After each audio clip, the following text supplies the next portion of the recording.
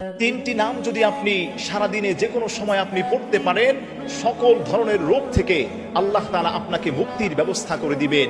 এক নম্বর হচ্ছে ইয়া নূর, ইয়া নূর, ইয়া নূর। এভাবে যদি ইয়া নূরু এই শব্দটাকে যদি আপনি 21 বার পড়তে পারেন, আপনার চোখের যাবতীয় সমস্ত সমস্যা থেকে আল্লাহ তাআলা আপনাকে হেফাজত করে দিবেন। এই শব্দটা, এই নামটা ইয়া নূর আপনি 21 বার পড়ে চোখে ফু দিবেন, চোখের যাবতীয় সমস্যা থেকে আল্লাহ তাআলা আপনাকে হেফাজত করবেন।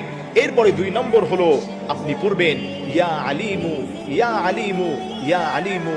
এই শব্দটা আপনি 11 বার পাঠ করবেন। 11 বার পাঠ করে আপনার মাথায় আপনি ফু দিবেন, আপনার জ্ঞান আল্লাহ তাআলা বৃদ্ধি করে দিবে। আল্লাহ তাআলা মাথার সমস্ত সমস্যা থেকে আপনাকে সমাধান করে দিবেন। 3 নম্বর হলো ইয়া বাতিনু, ইয়া বাতিনু।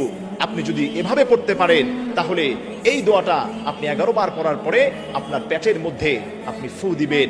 পেটের যাবতীয় সমস্ত রোগ থেকে আল্লাহ তাআলা আপনাকে হেফাজত করবেন।